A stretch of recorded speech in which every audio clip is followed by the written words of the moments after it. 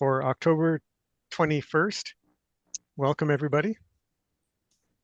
I don't have a lot of stuff lined up other than a few things that have been discussed. Is there anyone that has anything tonight that they want to speak about? I know Natasha had mentioned something.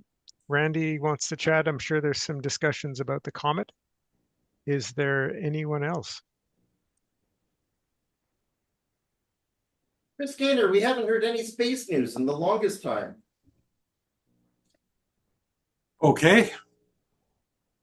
Do you have something? Well, there should be some Clipper stuff, eh? Europa. Yes. Okay, I'll add you to the list. Excellent. Is it correct, Natasha, that you had something you wanted to speak about regarding the solar wind?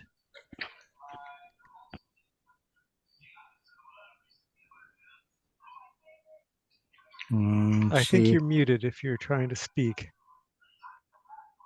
Sorry. Yes. The solar wind. Okay. Would you like, actually, why don't we start by introducing, we've got a couple new members, maybe we can put them on the spot and make them feel uncomfortable. I don't know if CJ's in the building there at the center. Is this your first time? Yes, my first time. So yeah, my name is CJ from Switzerland. Where in Switzerland? The French part of Switzerland. Where? Close to Lausanne. Yeah, around Lausanne. And yeah, I'm gonna settle down with Moniaro. I've been practicing astronomy for as a hobby for quite a long time, since I was a kid. And for now, I left my equipment at home, but I'm planning to bring it over here. So I'm happy to remember. You know, we have a lot of lunar telescopes. Okay, cool. Okay. So CJ signed up and he wants to become an active observer. He's also a electrical engineer and used to fly twin otter aircraft in the Antarctica. Wow. Yeah, pretty impressive. Hard to hear speakers here. Let's turn up our volume a bit. Yeah, it is a little quiet. They sound okay to me, but how's that sounding? Louder. That does sound better. Is it too loud? No. No, it's okay. Okay. All right. Okay.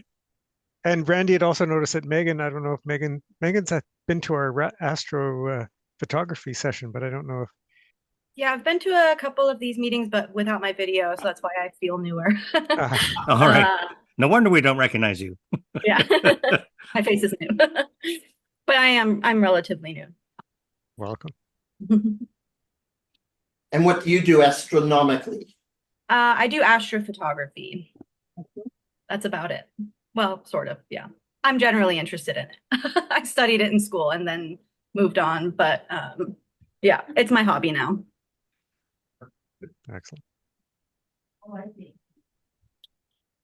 Okay. Natasha, do you want to speak to us about the solar wind? Thank you. I'll just share my screen.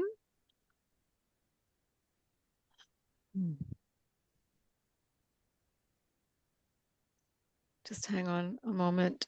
I'm often overcome with a moment of dyslexia when it comes to sharing my screen. I know I've got the thing up. Okay, we'll try once more. There we go. So can people see the beginner's mini guide to the solar wind? Mm-hmm. Okay, so this was something that I put together, coming up 2.5 years ago. It's in connection with the International Day of Light, which evolved from the International Year of Light in 2015. And at the time, there was a lot of discussion about the auroras, north and south. And of course, that's only increased since this was put together. But I began to look around the internet for a very simple guide to the solar wind. And most of the things that I came across were highly technical. And so I just threw together this little site. It's designed for people that have no background in science or knowledge about the solar wind. And it starts with a very brief description about what the solar wind is.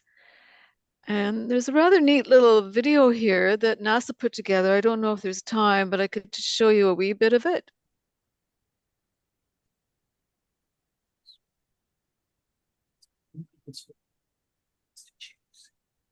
I don't think unless you shared your sound when you started sharing, we won't be able to hear it, just if sound is important. Yeah, can you see the subtitles though?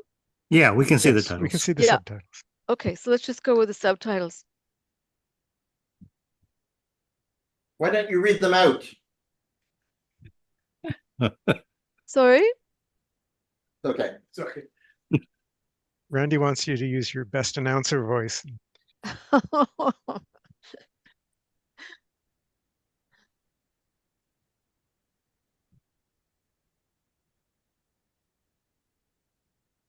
That's too bad.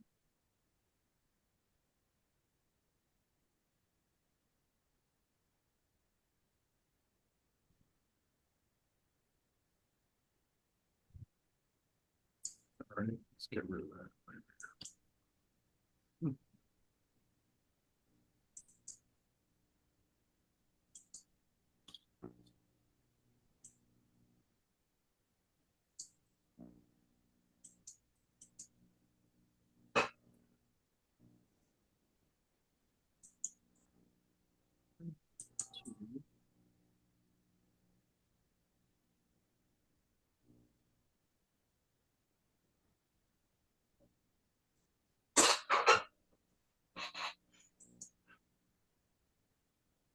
Natasha, is it easy for you to scrape the URL for this and paste it into the chat? Yes, I was just going to suggest that because it is a 3-minute video. It's incredible how long 3 minutes can seem.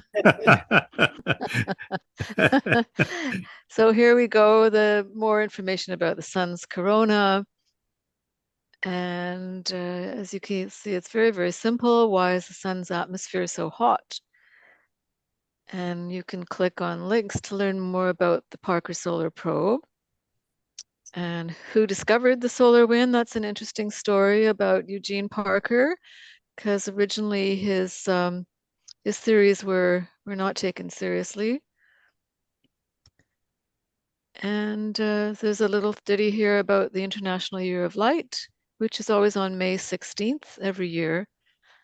And I will put the link to this website in the chat. And for any of you that are interested in a lot more depth on the solar wind, there's a program on BBC called In Our Time. It's been running for, well, they've got over 1,000 episodes, hosted by Melvin Bragg. And this is an episode from a few years ago with 3 academics who are also very, very articulate and able to describe to the public complex ideas, but in an advanced level. But you still, many of you know a lot about the solar wind, of course, but if you know anyone that's curious about the solar wind, this would be a great thing for them to listen to. It's always an engaging broadcast. It's usually 45 minutes.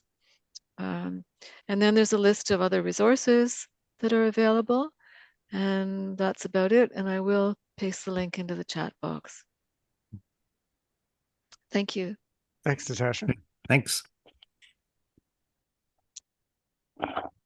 Randy, did you say that you had something you wanted to speak about? Was it the comet or was it something else? No, I was going to try to lead a discussion. We've never done this, but it's an Astronomy Cafe. I'm trying to see whether in the hybrid world we're able to do this as a discussion. So yeah, I wrote to everybody, but for the people who don't read their emails, I said to my son, what should I talk about this week? And he had just had a discussion with a friend about an Astronomy 101 midterm and a question that came up, and it led to a good discussion between the two of them. And then with my carpool mate, we talked about it for probably 20 minutes today. And it's got to be a pretty common question, because if you Google it, you see about 70 answers. So let me just say, this is not just a simple question. And it is, what would be different if the Earth orbited around Rigel? So I'm not just going to talk, but let's just start with what is Rigel? And you know what? I don't want just people who know things to talk. What I'm hoping is that some people will ask questions, some people will say something. But for people who know their constellations, what is Rigel? In Orion. It's in Orion. Where is it in Orion? That Bottom. I think. Bottom right. Bottom right. In the northern hemisphere. Yeah, it's the bottom right of the northern hemisphere. It's funny, when you're in the southern hemisphere, it still looks like Orion, except the sword goes up instead of down. Mhm. Call it the pot with the handle The pot with the handle. instead of the bottom with the sword. Okay. It's super bright.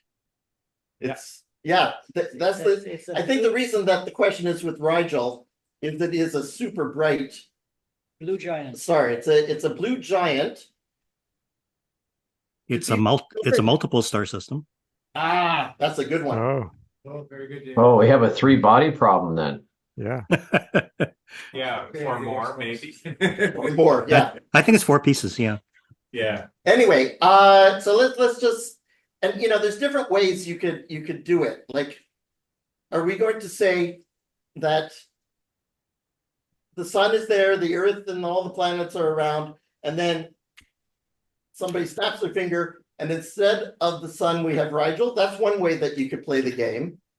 Or the other one is that we evolved there somehow, or I don't know, somebody built all the things so that something like the Earth were around Rigel. But what would be different? Well, I think I don't know if it's hotter or colder. That's a Hotter. question. It's hotter. So do you know Yeah, the hotter. acronym only bad astronomers forget generally known mnemonics? Oh, be fine. Oh, that's the other version of it.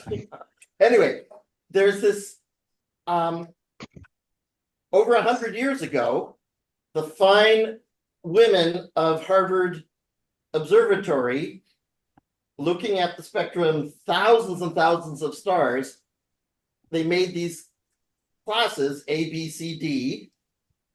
And then, does anybody know the name of who put them in order of temperature? Mm, Oh dear. Ladies, there. No, it wasn't Henrietta Leavitt. Okay.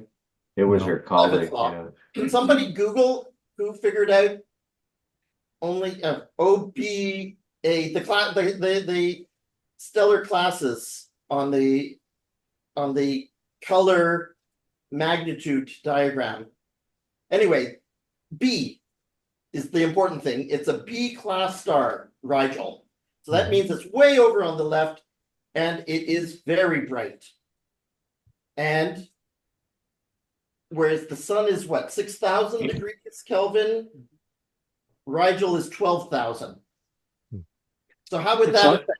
Well, it depends. It's also Yeah. 17 solar masses, Yeah. Yeah. according to the what's, fact sheet that Natasha posted. what's your assumption of the orbit? Like, Yeah, is it Okay, Earth's normal let's orbit, start or are with we? the Earth is 1 astronomical unit from the middle of Rigel. So it's the same distance. I think we'd be in trouble. Any We jump probably cannon. Any jump cannon. Annie Jump Canyon. Thank you. Cannon. Yeah. So Annie Jump Cannon was a chemist, like an earthbound chemist who knew spectra.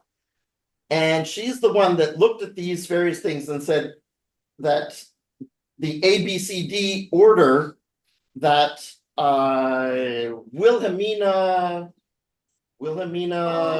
Fleming, was it? Or no? Fleming. Fleming. Yeah. She is the one that said there are these different classes, and then Annie Cannon working on understanding spectra, put them in order. So, I think that's Brian. Brian, can you mute Who's yourself? got Sorry? Can you mute yourself, Brian? I think there's a conversation in your background, isn't there? Thank you. Great. So the brightest stars are O, and then the second brightest are the B's. And the Victoria part of the story there is that Plaskett measured every second degree of right ascension and measured all the O and B star spectra. And then in Mount Wilson, Yeah, they measured all the other 1 degrees of longitude. And so between the two observatories, they measured all the O and B star spectra and worked out the structure of the Milky Way. Anyway, B star. Rigel is a B star, and it is very bright, and it is much, much hotter. And so what's that going to do to this poor planet? We need sunglasses. You, depends on how far away you are. Yeah. Yeah, But for 1 AU, Yeah. we're not. We're toast. another thing is it's a lot bigger. Yes. And what I saw is it's about the same size as the orbit of Mercury around the sun. So that would mean what? The sun would cover about 30 degrees of arc of the sky. yeah. So that would be, Being a multiple, would we see more than one sun? well, the other ones are quite far away, but it probably means that there's no stable orbit. I don't know. No, you get, I mean, Well, I think it's a lot bigger than the other ones, isn't it? From what they Yeah. can tell. So probably it would somewhat stabilize around. But Yeah. you get some wobbles when things line up, right? Like we get with tides in the moon yeah, aligning. Probably worse than that. yeah. I mean, they would affect it, but they might be quite far away. A thing that my son was thinking about was we've got this amazing coincidence here that the peak of the light curve of the sun at 6,000 degrees, there's a, what do they call it? The Boltzmann curve.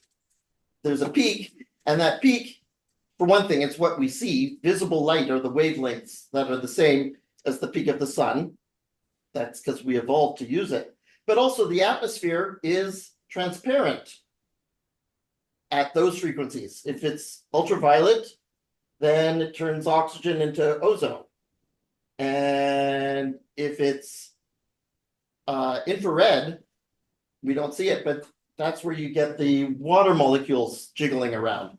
But it's transparent at 6,000 degrees. At 12,000, it'd be in the ultraviolet, and we'd have an opaque atmosphere for the few seconds that it survived. Yeah. The atmosphere would escape. The temperature would, random temperature of the motion of the molecules Oh, yeah. exceed the escape velocity of Earth, and it will be gone. That'd be right. I don't think it'll hang around. Yeah. Would Yeah. boil off, if you like. Yeah, it would boil off. And didn't it say something, because I looked up Wikipedia after I saw your question there, and it says something about the wind from Rigel is much higher than, so the amount of material leaving Rigel is much higher. Linking to what Natasha was showing us. Yeah, so I mean, this would not be a habitable zone by any stretch of the No. imagination. You have to It's increase 10 million times the mass loss is 10 million times that of the sun. So Yeah. that's the solar wind. Holy. Yeah. I mean, if you put the Earth further away, put it out at Neptune, would it then be okay? Well, there would be a distance at which it would be okay, for sure. Eventually, you could find a distance. Not have to be that far, but it would certainly have to be further than it is Mhm. now, than we are now. But there's another big problem. how long does a B class star survive? Well, not as long. Not as long. No, Maybe 10 million years. Yeah, it's in millions of years. It's not in billions of years. So my geologist carpool mate said the Earth wouldn't have formed around Rigel. Mm-hmm. You don't have the time to do all the stuff that you need to actually make. And the outflow would blow everything else away. Yeah. That's right. That's It right. wouldn't congregate. Let alone the billions of years for us to evolve into these star traveling beings. Yeah. So I looked up the habitable zone around Rigel. Oh, It's 197 AU. Hmm. And for context, Pluto is 40 AU from the sun. Wow. And that's just for liquid water. But if you consider the UV output, it's around 350 AU for habitability. so Okay. that's Oort cloud sort of distances. Good for you. Wow. Wow.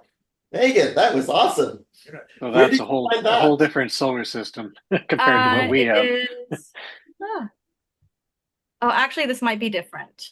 Let me see. We need a lot more ozone. I'll have to if we were verify gonna that. Survive that. But yeah, I think it would be pretty, it would have to be pretty far, just how hot it is. I mean, it's 120,000 times more luminous than the sun. Right. So just considering having a distance of liquid water would be probably very far away, let alone the UV radiation. And the orbit won't be a year long. It'd be a lot longer. Yep. Yeah.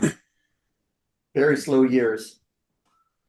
That's right. It'd be slow years, but we don't have many years. So from the birth of the star till it blows into a supernova, Yeah, it wouldn't be all. it'd be like just a couple of a few years. This conversation has gone even better than I had anticipated. That's pretty good. But Rigel's 20 times more massive than the sun, so that would affect the orbital period of the Earth as well. So. Oh, right. Mm-hmm. Yeah.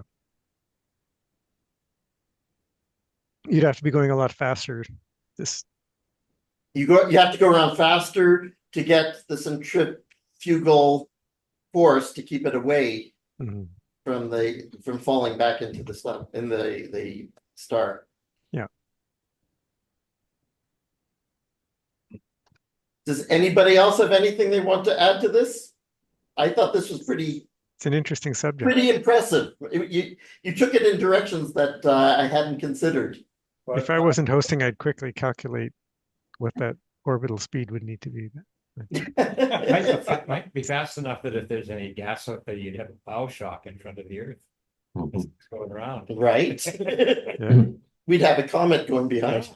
Permanent auroras. Yeah. That Brock, maybe in the chat, could you share maybe a link where you can get orbitals? I was reading this Carl Sagan's Cosmos book from our library, and this was something that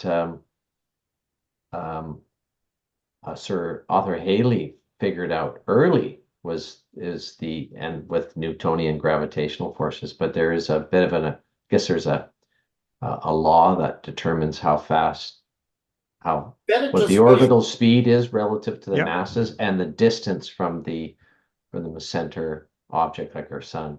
Yeah. That would be interesting to see what the equations are, because they just in these books they mention them, but they don't present the physics. Right. Yeah, I don't have it in front of I don't have it in my head. I'd have to look something up. Circular orbit, it would be elliptical. Why would it? Well, it's everything. Sure, yeah, elliptical, but you know what I mean. There's a very steep ellipse. Would be a comet. Yeah. Okay. Is this something that people would like to have other things, difficult questions like this sometime? Or yeah, for sure. For sure, why not? It seemed to elicit a certain amount of response here. That was good. Mm-hmm. As long as you prepare us for it. Yeah. I was asking Eva at dinner tonight, how'd you get a bunch of people who aren't even in the same room and they're at all different levels to have a conversation. And she said she'd never ask something like that. She would ask, how did you get into astronomy? Which would also be good, but You could have a random like a hypothetical question you draw from the hat each week, Randy, and anyway, that's my contribution for tonight. It was getting everybody to help. Very good. Thanks, Randy. I guess no one's really speaking about it specifically, but I know that there's been a lot of people looking for and trying to capture glimpses of the comet and potentially taking pictures. Is there anybody that has anything comet related that they wanted to share or? Yeah, I did adventure? a few calculations. I'd like to share. Maybe I can show a little bit of the chronology. I know there's been people doing different things around the stuff that I've been involved in, and people should kind of chime in about that. But I think our origin starts around the 12th. I mean, that's the first kind of clear night that we had. So let me just throw my share on here.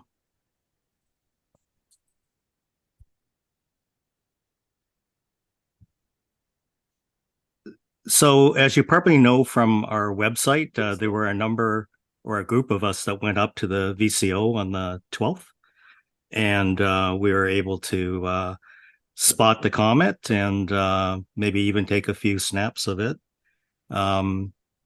Yeah, so that was our first introduction. That certainly would have been our brightest point, but I'll have to say, all our interactions with the comet so far have been under less than ideal conditions.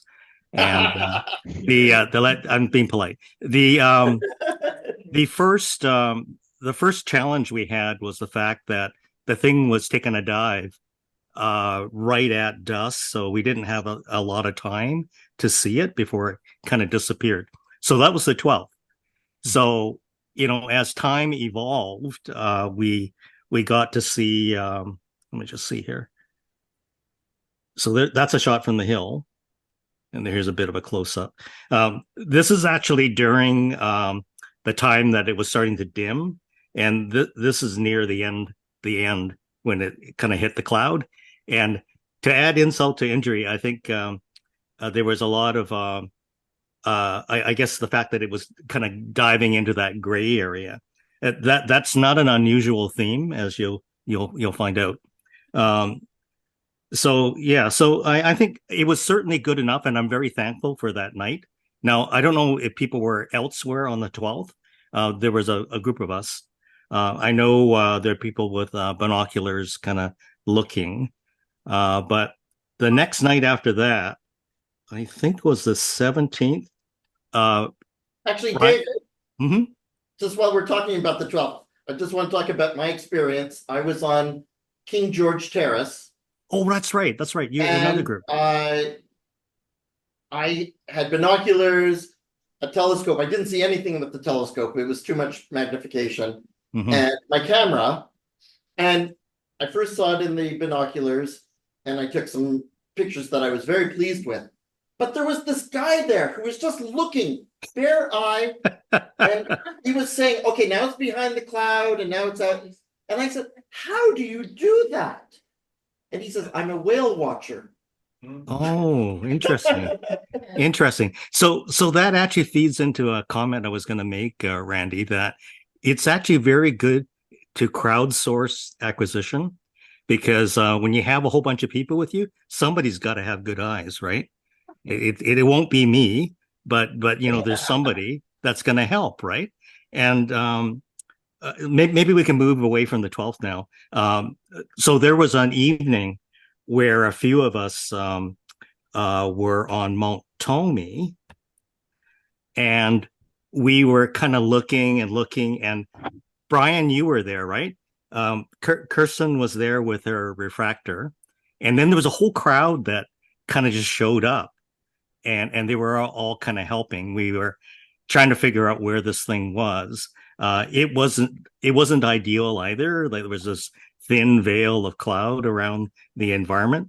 But thank goodness for cameras and thank goodness for stacking, because otherwise I don't think I would actually see it to any great detail. But anyways, it was kind of fun that night because people were looking with their binoculars. Like I said, we were kind of crowdsourcing the acquisition. There was everybody looking, right?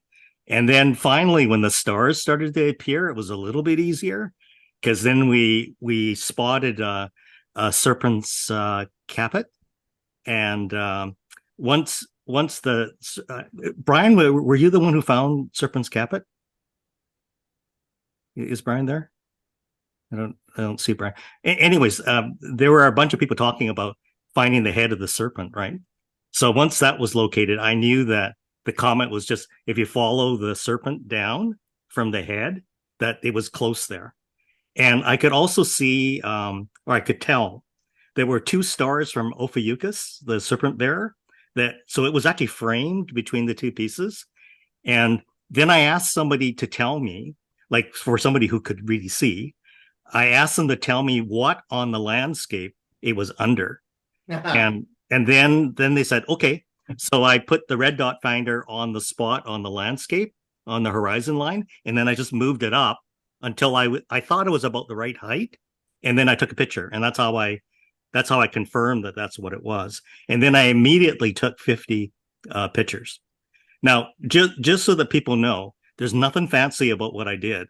A simple camera on a tripod. I think these were like 1 second exposures or something like that. So it's through the magic of stacking that this all happens, right? The 1 second exposures also means I'm not obliged to worry about stars trailing because it's short enough, right? So if you're using a moderate kind of lens, like maybe I was using an 85, there's a rule that you can use to make sure the stars don't trail. And it was just convenient enough that I could do that. So anybody can do this. You don't need a tracker. You just need a tripod, a camera, and then slow exposures. Or not slow exposures, just moderate exposures so that you don't exceed the time period for the stars to trail. So that was the 17th. How did you stack them? I use PixInsight, but Brock, I'm gonna ask you, and I checked this, but I've never done it, so don't quote me that that's possible. But there is okay, basically all you do is you take each of the frames, you kind of clean them out the best you can in terms of cosmetics. So you kind of get rid of, like airplanes and stuff like that. And then you just, you debayer them because these are color images, right? And then you do comet alignment. And now that's part of PixInsight, but I believe it is also part of Cyril. So if you don't want to pay the $350 license fee for PixInsight, you can actually use Cyril to do this. So what happens is at that point you align on the nucleus of the comet. So they're all the frames get stacked, and you'll get this kind of weird border around the edge because it had to move the comet head around in order to make them sit on top of each other. And then after that, you do a simple integration. So basically you take all the frames, now they're all aligned on the head now. So then you integrate them and you get this. This is what you get. So it's a relatively simple process. Brock, have you ever stacked a comet? Yeah, I did a couple of years ago using Cyril. So it's definitely possible, right? It is possible. I don't remember the exact process. Yeah. And PixInsight's $450, not $350. Maybe I was thinking US. It's right? €300. I don't know my euros. Okay, so that was the 17th.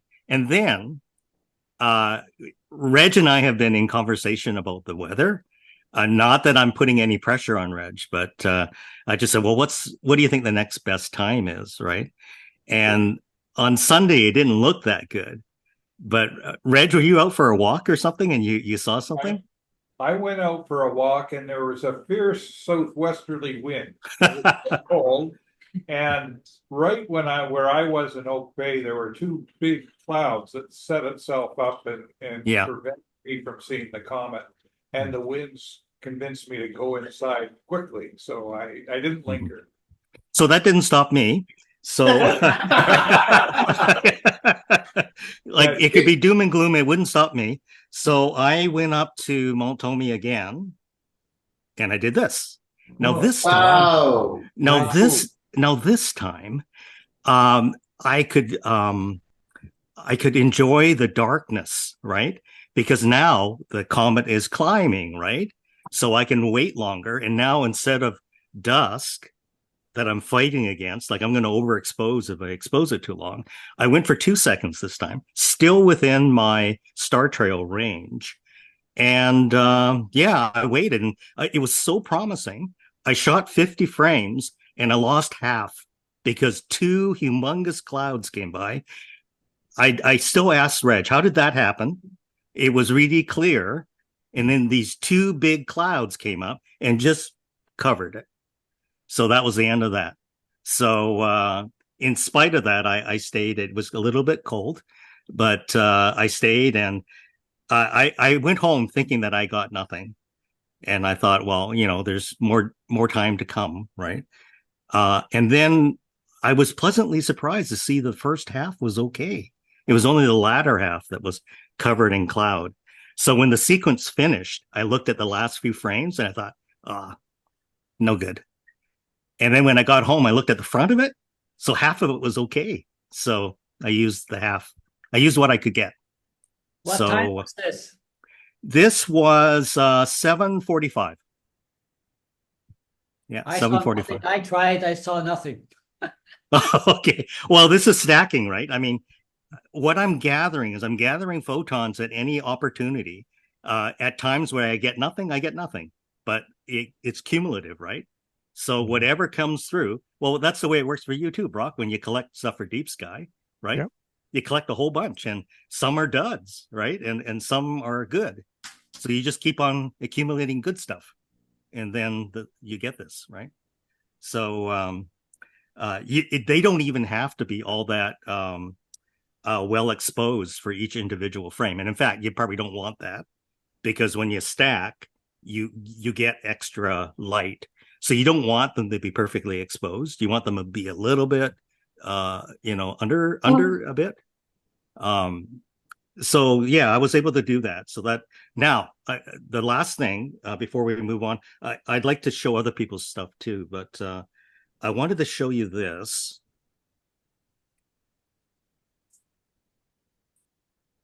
This is from the 17th. And I took Sky Safari and I measured from the head to where I could last see some sense of a tail. 12 degrees. It's just under 12 degrees. And I'm sure it was longer than that, actually. So yeah, it's a nice long tail, actually. You can see the body of the snake here, right? And then these 2 stars belong to Ophiuchus.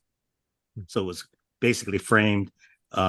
Serpent's caput is up here, I think, someplace, and then the neck comes down towards Ophiuchus here, and there it was. So I know there were lots of people reporting in.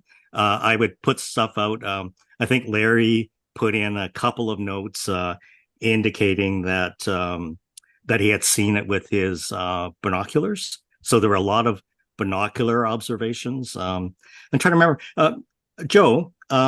The rest of the collection, other people's images are on the collections, right? Yes, on the Zenfolio site, but I also have the observational compilation I made on the website. So if you go to our website, I put the link at the top of the chat. So did you? Oh, great. Let me. But if you just go to our website, it's right. The article's right on top because it's the most recent. Oh, you mean this collection? Yep. There you go. Well, there's not very many. You've seen the mine in the middle. I think this one is Zen's. Yeah, it is. This is on the 12th, I think. And that's very nice. I like that one. Very nice. Yeah, that's more in keeping with the mood of it as well, because things got dark, and then you would see more stuff, right? Yeah, and that was over the harbor. Yeah. And then this one This one, whose is this one? That's Charles. Oh, cool. That's beautiful. That very nice. I don't know if Charles does it, you know, it's going to be beautiful anyways. Yeah, from Montreal. Yeah, cool. Yeah, so I think Joe is quite right. On the website itself, there's a whole kind of story, you know, as news came in about the comet. They were put up on the website. I'm just compiling what people are sending through the email list and through Facebook. So can you just give us a really quick synopsis, Joe? Like, is there some interesting comments coming through? Well, I can't really share because I'm recording, but you could share it if you want to. You want me to go to the website or? Sure. Yeah, let's see. I can do that.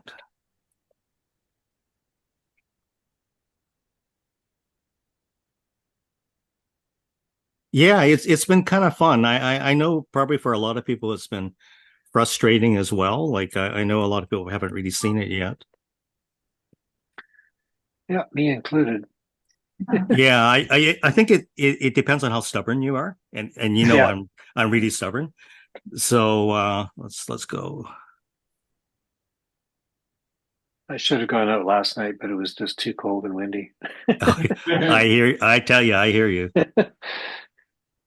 All right, so here's the website, and click on the post title. Yeah. Yeah, so that's a Wyman's shot, I think, with his phone. It is. That was sort of the first that our members took. Yeah, there we are. There's the group.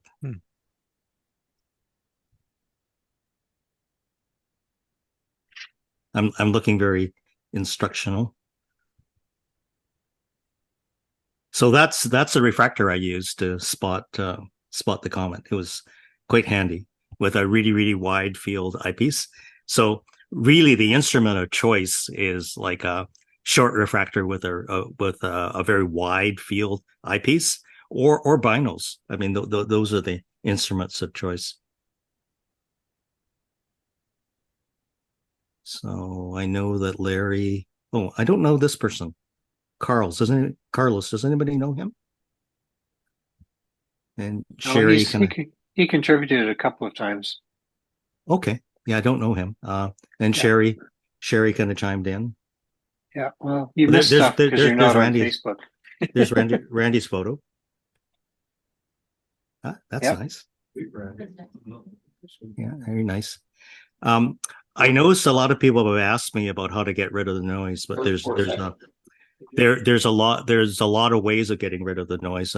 Some are not cheap and some are okay. I mean, but definitely these types of images can do with, I wouldn't go heavy-handed with denoising, but you know, it's nice to smooth it out a little bit because a lot of these situations demand really high ISO and low photon exposure. So that's a combo for noise, right? Every time you underexpose something, which is basically what these things are, it gets really noisy. But that's really nice. I mean, people are definitely seeing the head and stuff like that, so that's really cool. Yeah, Carlos is observing from north of the airport. Oh, here's Megan. Is this you, Megan? Yep, that's mine. Yeah, that's very nice. Very nice. Very nice. That one is actually I went low ISO, high exposure, so that's 8 seconds, so you can see the star. Yeah, left of it trailing a bit. Okay, so you didn't track, right? No, yeah, this was just on a tripod. Yeah, that's nice. That's nice. You know, I was really pushing it, but you know, I was really inspired by a recent BBC seminar on astrophotography. It was mainly around nightscape stuff, and this fellow from Portugal, he said, "I never track unless I have to," and I thought, I always track. I got a tracker. Why wouldn't I? Right? And then I thought about it afterwards, and I thought maybe he's right. I said, don't track unless you have to. Well, because if you're going to track, you're going to have to align it. What if you screw that up, right? And you don't have time to do that. Yeah. So I thought, open up the lens. Who cares about the aberrations in the corners, right? Open up the lens, crank up the ISO, and take short frames just so that stars don't trail. That's your formula, right? And it seems to work. I'm sold on that. I've been doing a series on constellations recently, and I've done that too, right? But rather than take the time to align things, I just take the tripod out, crank up the ISO, and open up the lens. So cool. Did you denoise this? I did. I paid the money for Noise Terminator. I use it for my deep sky stuff. So yeah. I have it on Photoshop actually. So I just used it. I didn't do any of this in PixInsight, just Photoshop and to brighten it up a bit and remove the noise. So that's Russell Croman's app, right? Yeah. I think most of us use that. We use most of the pieces like Star Exterminator and all the other pieces. Yeah. No, very cool. Very nice. Thank you.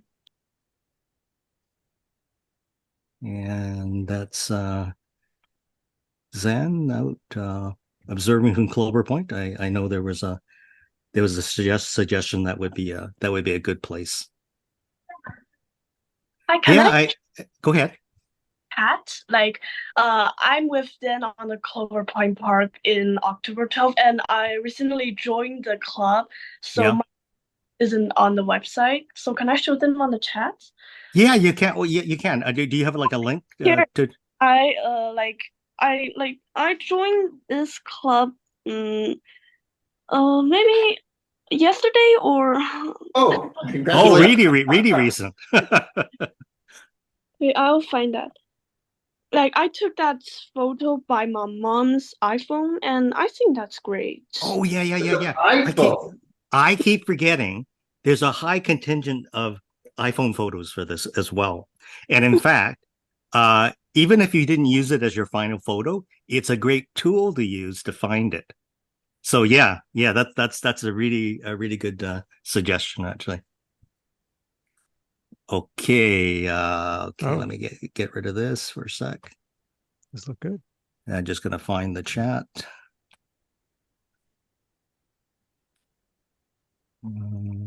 Oh yeah, pretty good. Okay. Can you share it? Because we don't have. I'm gonna just to do that now. Yeah.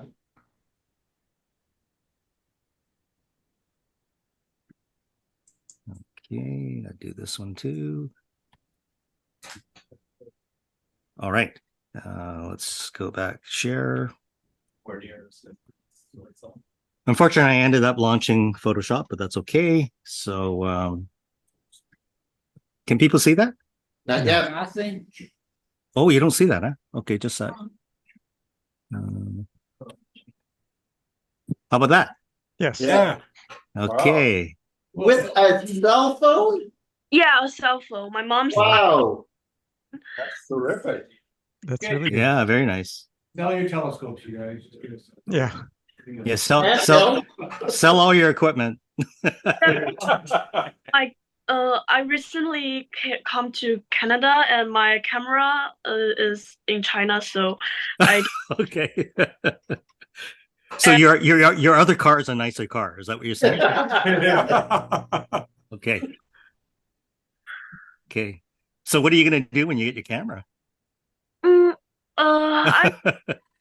I'm new in I'm a beginner with astronomy, so I'm not good at use camera to shoot a picture. Photography.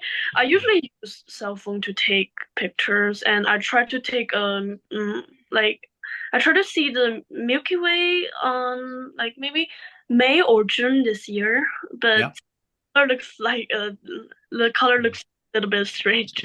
Oh. Well, you know the other thing that the phone is really good for is Aurora. Some people were telling me they call the iPhone or the phones Aurora viewers, and absolutely right. Yeah, I took a picture of Aurora maybe in the summer vacation. Mm-hmm. Maybe I can show you guys, but okay. Are you able to share Ada yourself? Can you do your own sharing or? I mean, it's okay. I can keep doing this if you want, but okay, yeah. If you throw it in the chat, I'll do the same thing. Okay. While we're waiting, can I just share a couple of things? Sure. That goes Zoom and share. Let me see.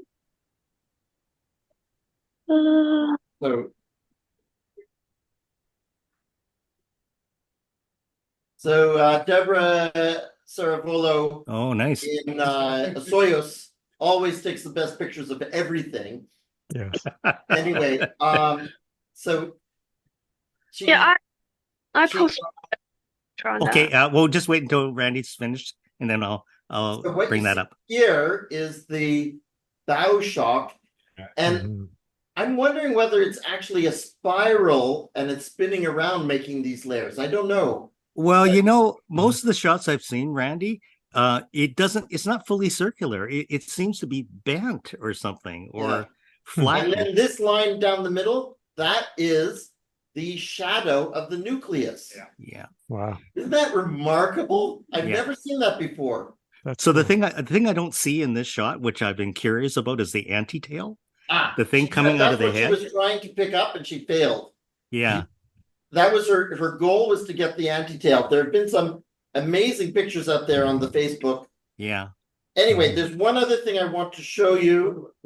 Before you go, Randy. Yeah. I just point that the scope that she was using, the Bowler and Shivens 16-inch, is the same model of scope that we have in the center of the universe. And that 16-inch. Oh, okay, cool. So that's big. Yeah. I'm actually in contact with her husband who basically renovated that scope with new drive systems. And I'm sort of plagiarizing what he did so that we can upgrade the one at the center. Oh, cool. So what were you saying to do? You see what focal length it is? Effectively 7,400 millimeters. Wow. Yeah. Yeah, that's not just anybody's telescope. You better have good guiding, eh? Okay, so the other thing I want people to see is COBS, the Comet Observation Database. And I just renewed this just now. So this was in the Southern Hemisphere. Then the green was somebody interpreting the pictures from SOHO, from the from the satellite that looks at the area around the sun. And then the 12th. So where is the 12th? The 12th is right here. That's where we started seeing it again. So it was somewhere around -2 magnitude. Now we're at 5. So we're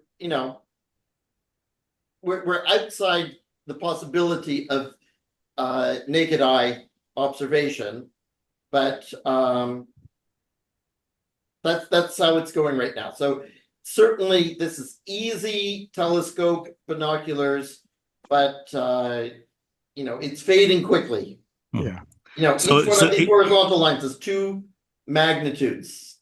Yeah, so we're moving into the period where it's easy camera acquisition. So you're right, you're going to need a camera now. Yeah, in terms of the elongation, so this is how many degrees from the sun. Now we're up at like 50 degrees. So that's, you're in full dark now. You can. Yeah. Okay, that's what I wanted to share, but I want to see what Ada has to share. Yeah, so let's have a look. That's a couple of aurora. Oh, beautiful, very nice. On October 12th, like during the sorry, I forgot the Perseus. How to read that? Like that meteor shower. So here we go. Oh, there you go. That's nice. That's wonderful. Yeah, and this one as well. Wow. Yeah, we took. I also used my mom's phone to took that, and wow. Nice job. during the we see the shooting stars or something. I forgot how to say that in English. Like on August... you can see the dipper. There's the dipper right here. Yeah. Yeah, that's cool. Yeah, actually, for people in the audience that don't know about the phone technology, is that it's in actual fact taking really short exposures and doing the stacking that I talked about, but it's doing it inside of the phone. So Yeah, so you don't really need to be that careful. The results are always better if you have it mounted on a tripod again, right? But it doesn't have to be. So you could just hold it kind of steady. On an iPhone, there's a little crosshair that shows up, and your goal is to keep it from deviating, right? Because there'll be a crosshair, your target, and then your actual. And your goal is to not let it move out of the target. And then, but then again, you don't have to be that accurate. If you're just accurate enough, it will just realign and make it work for you. Yeah, there's a lot to do with an iPhone. A lot you can do. Yeah. No, that's really beautiful. That's called night mode. It's been on from the iPhone 13 onward. Yeah, exactly. I think there's similar stuff on Samsungs. I mean, I don't know Samsungs very well, but yeah, it's good. It's good. And Google has the best, actually, the Pixels. So you know what I've been suggesting to a lot of the beginners in the center is use your phone. You know, like if you're out observing or something like that, just as a snapshot, just to remember the environment. Like I've been starting to do that myself. You know, like when I'm doing observing or imaging, I will just take my phone and just do a quick shot of what I'm doing, and maybe even a quick shot of my rig to remind me what I did and what I used. So yeah, that's great. Fine work, Ada. Very good.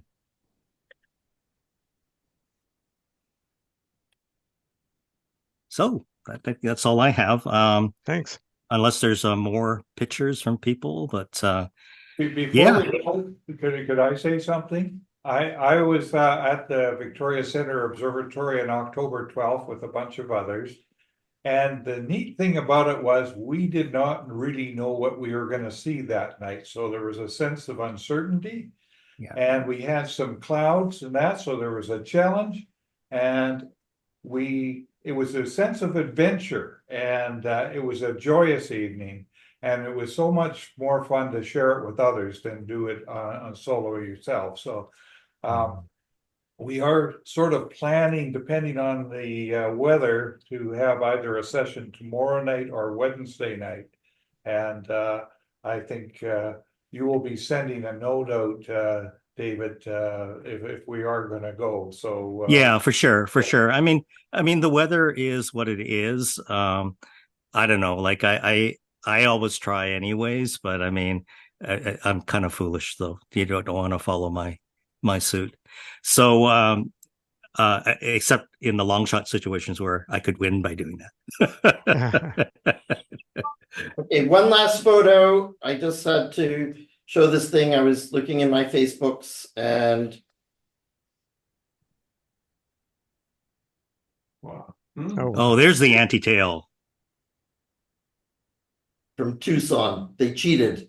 Yeah. Oh, M15. That's M15. Oh wow. Wow, yeah. It went by M15 on the 17th. The 17th, I think it was. Well, this was the 15th. Or no, sorry, maybe the 15th. One of the days it was beside M15. That's amazing. Anyway, I do not understand the anti-tail. I know it's something that happens when it passes the Earth's orbit plane, the ecliptic. That's for another day.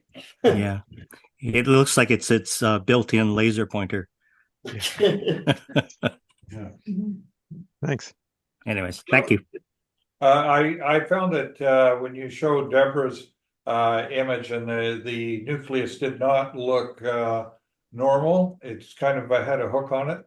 My images had that as well, and I thought that was user error, but apparently you're as good as it reinforced my confidence. I might actually show these pictures another night. Awesome. So, Chris Gainor, do you have quick question about that? Is it called the anti-plane? Anti-tail. Anti-tail. But the tail that we're observing is receding away from the head of the comet due to solar wind, is it not? Because the comet is traveling away from. Brian, they call that the coma. So it's sublimation of the head basically, because it's dirt and snow or ice. But it's proceeding away from the sun. Yep. But so is the comet, right? So is it the solar winds that are pushing it? Because the comet is traveling in or is it just the angle that we're seeing it at? So is it? It's so I was just thinking, is the anti-head the trail as the comet is receding back into deep space? I can't answer that question. It's something to do with where we are with respect to the comet and the sun. I'm looking at a picture in the Wikipedia, and it doesn't make sense to me, but it is just the angles of where the different tails are. Well, one of them is the direction it, like where it's been and what it left behind that came off, isn't it? And the other one is, and there's another bit that's what is being blown by the solar wind. I think I get it. Let me share this again. Is that the plasma part, Brock? I don't remember what they're called, but I know there's the sort of history of where it's been and what it left behind. So which is on its orbital path, and then there's also what's being blown. Okay, so by the solar. There we go. So here's the Earth looking at the comet. The dust tail is going slow, and it is kind of following, moving away from the sun, but at a speed slow enough that as the comet moves, it's getting trailed behind. And then you have the tail, which is just the dust falling off the back. Right. That's the heavy dust. This is the light dust. And these are the ions. But you see, from the Earth, when you're looking there, then that blue path is going to look like it's going this way. And it's just at that very short time that you're in this sort of geometry between the sun and the comet and the Earth. So it's only for a couple of days that you would get this. But yeah, if you're looking from here, that blue line is going away from the sun, even though it's going to look like it's going towards the sun. That's right. Yeah, the dust tail behind it. You can kind of see that in the photographs, like where the sun sets, and then you look at the comet, it's kind of following, and the tail's in the opposite direction, right? Yeah, that blue line observed from Earth would appear to be in the front of the comet. Yeah, makes sense. Bizarre, though.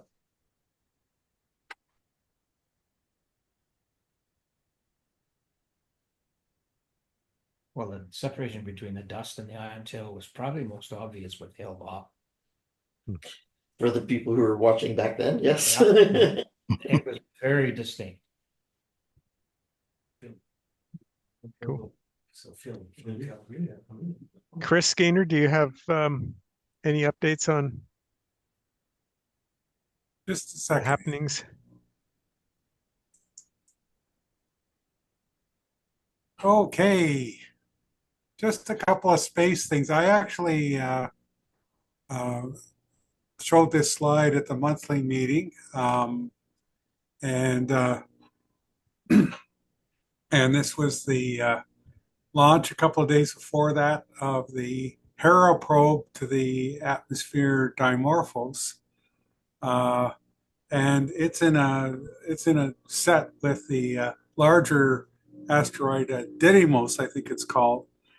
So a couple of years ago, Dimorphos was struck by the DART spacecraft, and the little photo at the lower right shows was taken just after it was struck by DART. And that was a NASA spacecraft. We're getting into all these cooperative things. So a couple of weeks ago now, the European Space Agency sent Dimorphos up And I think it gets there in a couple of years. I've forgotten how long it takes to get there, but it's going to see how that little asteroid has changed as a result of that collision. One of the important things was that the velocity of that asteroid has been changed slightly. So this a similar thing could be used in the future to protect the Earth if an asteroid was heading towards the Earth. So so finally, I think what was it, on the 17th or something like that, the Europa Clipper was launched to the Jupiter system. It's going to orbit Jupiter, but it's going to be focusing on Europa, which is a moon that has kind of an icy surface, and underneath it has what they believe is a layer of liquid water with the potential of life. Now, they don't have any instruments on board the Clipper to directly seek life, but they are going to be, when it passes by Europa, and I think it has 19 passes or something like that during its mission. It will be looking for various things, including the chemical composition and there's no doubt a magnetometer and things like that, and to see if they could just kind of deduce whether conditions might be good for life on Europa. And so so these are a couple of photos from that launch.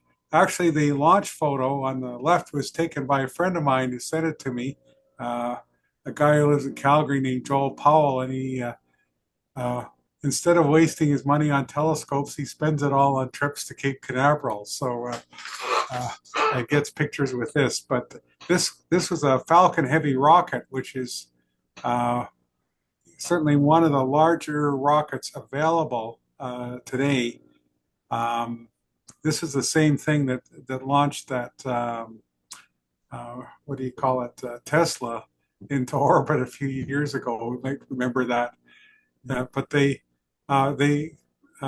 used every ounce of delta V in that rocket. So they didn't use any of it on trying to recover the rocket, as we often see with Falcon launches.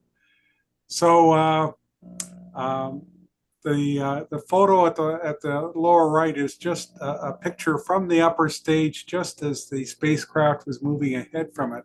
Now, you saw in the previous slide that it has solar panels. The days of using nuclear fuel on these outer planet missions seems to be over, at least for the time being, because there's always the concern that, if something went wrong with the rocket, you would have a pretty bad pollution problem. At the very least, you'd have some nasty demonstrations there. So the solar panels on the Europa Clipper are very large, like about 14 meters long. So or 40 some feet for those of us who like the old-fashioned methods. And I think you can see a map of the path out to Jupiter. So it's using a couple of planetary assists. I think the first one is an assist from Mars, and then one from Earth, and then it will head out and get to Jupiter in 2030, and then it will enter into an orbit. And they have all the orbital paths designed so that it gets maximum exposure to the to Europa. But even on the way, we might see some neat pictures when it comes by Earth again, and then by Mars. Okay, and just one more thing I will show. I get all the newsletters from the Space Telescope Science Institute, and this one came in my mailbox a couple of days ago. This is a Hubble image. We're still getting lots of good images from Hubble and information from Hubble. The R Aquarii. So this is actually caused by a star, and I think the caption is there. And another interesting one. I haven't put it up, but they recently had a press release out about a sequence of photos from Hubble of how the Great Red Spot on Jupiter kind of changes over time. So if anybody's interested in that, you should just go to the Hubble site, and you find that release there. So that's what I have. That's what I have for us today. Thanks, Chris. Chris, could you comment on, there was certain controversy about the mission to Jupiter. They felt that the satellite did not have semiconductor microprocessors. They might not have been hardened enough to withstand the intense radiation of Jupiter, and there was a push to redesign the satellite. Do you remember anything about that, or did you hear about that? No, I hadn't heard about that, to tell you the truth, but you know, I would think that that the people who worked on it would have a reasonable idea what they're doing. You know, the Juno spacecraft has been going in that area, I think, for the better part of a decade now, which is actually way longer than its scheduled mission. So they've managed to do pretty well with it. You know, of course, things can and do screw up, but yeah, I hadn't heard that there was a controversy with this one. Well, the Juno mission was kind of a happy accident. They had a problem with the valve that fed helium to. That's right. So it's in a little different orbit than they planned, and I think maybe a little further out. But even so, it's a pretty nasty environment there. Okay, that has been extraordinarily successful, that mission. I hope this one is as well. But and yeah, I mean the amazing thing about Juno is that originally they weren't going to put a camera on it. They had all these other experiments, and they basically, you know, I think somebody from the PR department at NASA said you're nuts,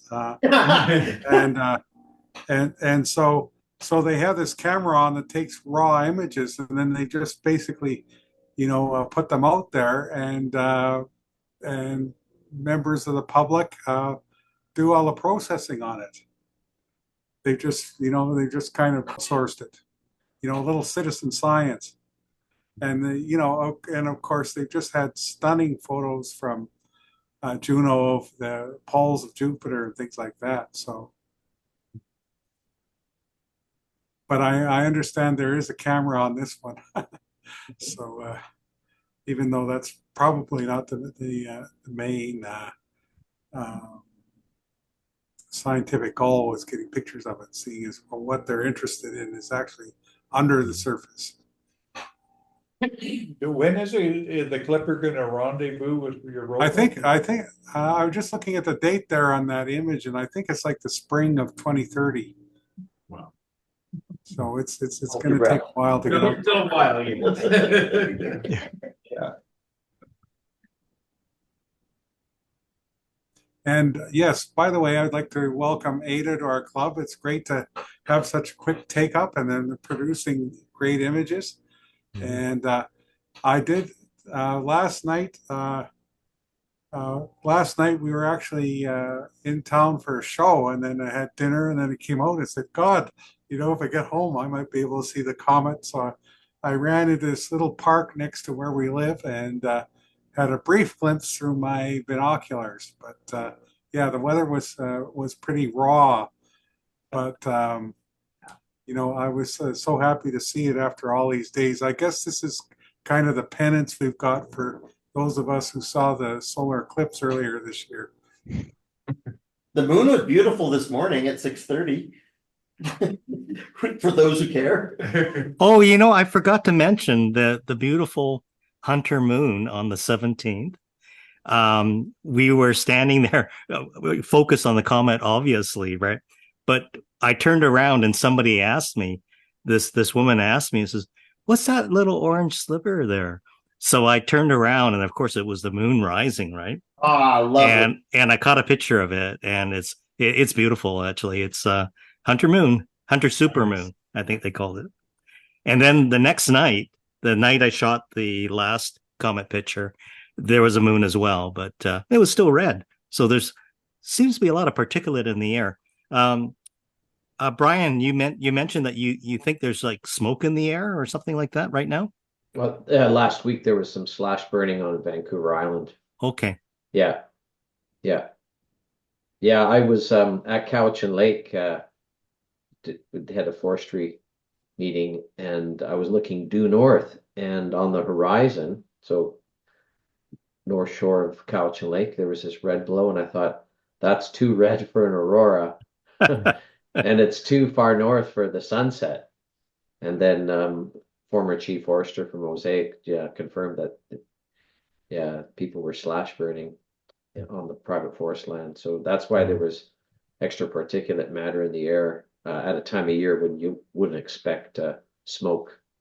Yeah.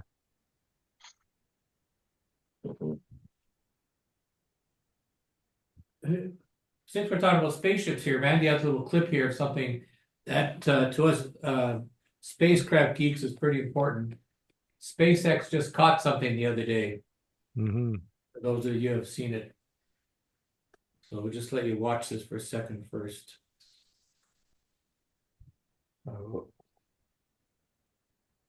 Gary had me line this up for. This thing is in the wrong place. There we go. Now I can see. So this is kind of partway through the video. This is booster after lifting the Starship up. Here it is coming back towards the Earth. This thing is it's 250 feet tall. And they catch the silly thing. That's just astounding. That's just, I mean, this changes everything. This is why I'm pointing it out. This thing can carry a lot of weight up into space now at one shot and make all sorts of telescopes viable now that weren't viable before. And Gary, they were talking about this. I think they were talking about this on CBC this afternoon.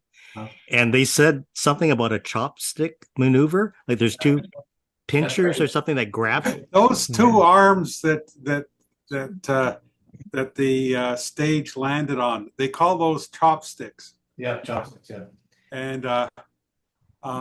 and they are huge. Like there's pictures of people on them, and they're just like they look like little mice on those things. You know, that is a huge structure. It's huge. This is the spaceship, Starship, that they just let crash into the Indian Ocean after it stopped. It came down and hovered across over the Indian Ocean and just set into the water. Then it tipped over and exploded.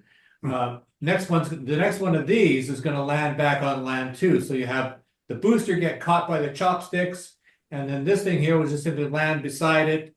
And it's amazing what these engineers can do. Like just amazing. Wow. So this changes everything. So this is a question for both Gary and for Chris. How reliable are those re-entries? Like they're letting things crash that could kind of destroy a bunch of things on land, right? How can they be so certain that it's going to land in the ocean? Oh, they're very, very certain about it. Where they crash them is in a great big area of the ocean that's actually designated for crashing spaceships into. Oh, I didn't know there was an area. And there's an area, that's right, there is. So Yeah, and the reason they had pictures of that was I think they had a drone in that's place. right. They had a drone there. You know, because it was the middle of nowhere where that thing hit. But yeah, they when they start landing that spaceship precisely, I mean that's going to be really a key moment because the upper part of that spaceship is supposed to be what takes the next astronauts to the moon, to the surface of the moon, and you see this thing sitting on its tail. It looks like you know these conceptions of the moon landing from the 1950s, you know. But it's supposed to do that, and of course that's part of that is just pure computing power, you know, that was undreamt of even a few years ago. Yeah, they kept emphasizing that it was reusable, right? So it's not a disposable item, right? It's meant to be used and yeah, reused. The whole thing is meant to be reusable. But you know, I mean, Musk has done amazing things with the Falcon 9 and the Falcon Heavy being reusable. Yeah. So the Falcon 9, which is the smaller one, has been reused 200 times now. 200 landings and takeoffs by the rockets that they've had. So it's getting really quite exciting for what they can stick up into space now. Now we just have to shoot down all the Starlink satellites so we can actually see through them. Yeah, that's what those 200 were doing. We're stretching our view. Yeah, that's right. I would just say, one of the pictures I got last night in the wind shows a swarm of what look to be small satellites. It's not near where the comet was, but it's certainly an odd group of small streaks. Can you share that, Michael? Because you know that's the first thing I noticed since I've been trying to capture pictures of the comet was the number of strokes that were in the frame, like in the field. I said, "What the heck is that?" And they're all over the place. They're all over the frame. All these little streaks, right? So that's what happens when the SpaceX rocket releases all the Starlink satellites. They go in a train over the sky as gradually dispersed to where they're supposed to go. Yeah, these weren't in a train. They were just all over the place. Like somebody had scratched a negative or something in different places, right? But they're obviously things that are moving within the second, like within the second or 2 seconds. I agree with you, David. They weren't all lined up. They were all sort of random, and they were down at in my particular frame, they were at the bottom of the frame. Yeah. I don't have it on the computer yet. I just left it there, but it was kind of interesting to see it. For people that stack, they kind of disappear anyways because they only occur, you know, specifically on a frame, right? They're not repeated. So therefore they just disappear. The more you stack, the more they're subverted, right?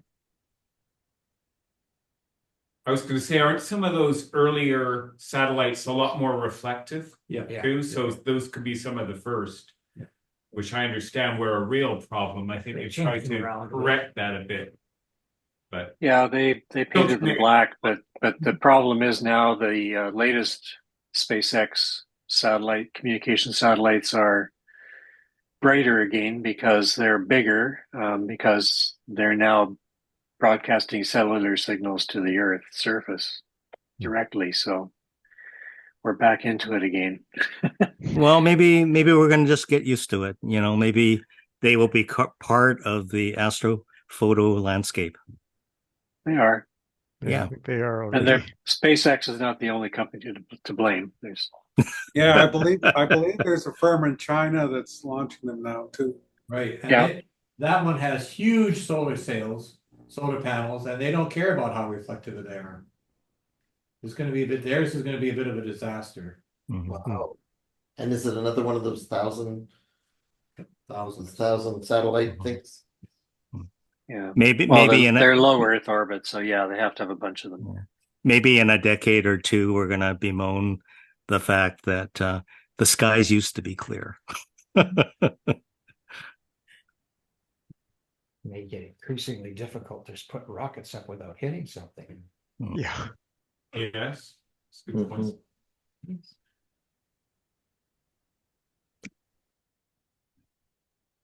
Does anyone else have any topics to discuss or announcements?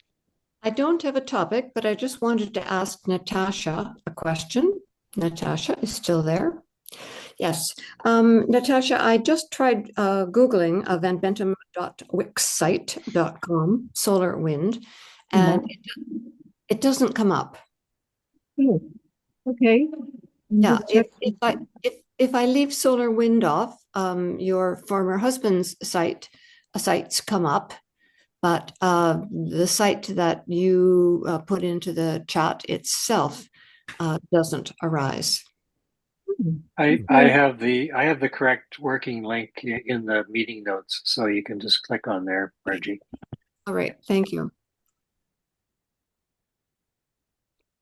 Laurie, is there anything going up on the hill?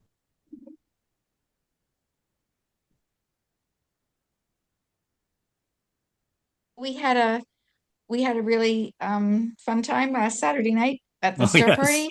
Lots of people there. A really great speaker, a really new young lady that we have not had before. Although she had been one of our occasional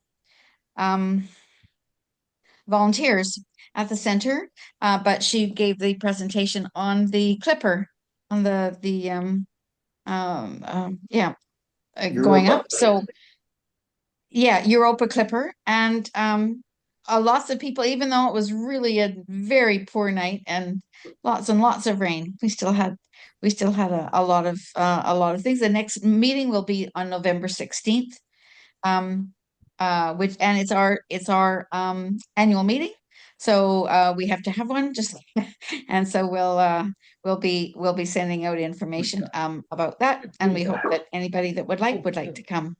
Laurie, yes. Is the general public going to be able to do anything that night, or is it just the AGM?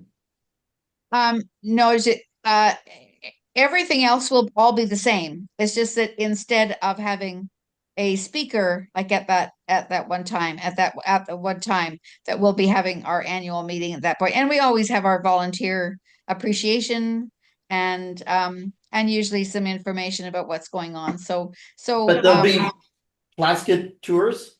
Oh yes, everything else continues completely. Okay. Yes. So I do have an announcement. A student at work is a guide leader, and she's taking her kids to Elk Lake to camp on Friday the 15th and Saturday the 16th. And if there's good weather, she's hoping that somebody could join them at Elk Lake and do some stargazing, show off the constellations. So if anybody is willing and able, and the final decision will be when they see whether it's a clear sky or not. And they were thinking of going up to the center of the universe, but and maybe they will now that you say that it is. I was thinking if it's just an AGM, it's not a time for a bunch of kids to go up, but maybe it'll be okay. But on the Friday the 15th, I would love if somebody would volunteer to do a little guide to the sky for some, I think it's grade 7 to grade 12 young women. So contact me. I will get you in touch with Anna. Thank you. And the only other thing I was just going to say, and I think I already sent this to a couple people, was we do have the Monday, February 24th, I believe. I think it's the 24th. That is going to be our dinner at the 4 Mile Pub. So that is going to be there. So put that down and be ready to party. You have the official date for the museum for International Astronomy Day? Yes, that's for May the 3rd. And we just got this week also it confirmed that we have the best weekend for the Island Star Party. It will be August 22nd and 23rd, Friday and Saturday, during the August new moon. Great. There will be a wedding, but they just need a few parking spots, and they're happy to share. So maybe we should give them a telescope. Did you invite them to the star party? I think we should. Yeah. It'll be the Saturday morning. So they just need to have some parking spots down by the chapel. But other than that, they're happy to have us camping out in the yard, which is excellent news. That's very good. David, are there any SIGs? I know that the astrophotography is on Wednesday. David is hosting one this Wednesday. Yeah. I don't. There's just really just the beginner SIG and David's Astro now. But I want to let people know that we're probably going to be operating on the new list for the getting started in astronomy. So if you get left off, you probably didn't tell me to add you to the list, right? So if there's still time, if you know that you haven't told me that you want to stay on the list, let me know, because I'll be submitting the list to Chris Purse pretty soon, so that we're going to use a uniform list for the beginners group. Ada, is that something? Is that a list you would like to be on? Like a beginner list. It's not actually even a beginner's list. We call it that, but in reality, it's just kind of a sharing kind of group. A lot of people are new, but a lot of us are old like me, and there's a lot of sharing that goes on. Like even if you're not a beginner, it's a great place to sort of share your knowledge, and then it's good for people that are new, because then we get a chance to sort of interact and get you up to speed if there's something that you're really interested in. So I highly recommend it to everybody. I mean, you can sort of drop in a couple of times, and then if you don't want it, we'll drop you off the list. So maybe you can join that, because I don't know much like English words in astronomy. Oh, well, that's it. That's another good reason too. You get to interact at any level that you want. So yeah, we more than welcome you. You're a wonderful photographer, so you'd be a welcome addition to the group. So I will apply for that. So like send an email or something. Just send an email. I'm David at victoria.rsc.ca. If you send a note to me, then I'll make sure you get on the list. Okay, thanks. I'll try that. Same for you, Megan. If you wish to join us on those times. Yeah, I'll send you an email. And CJ. Was it CJ or TJ? TJ. TJ. Yeah. Charlie Juliet. Oh, TJ. Okay.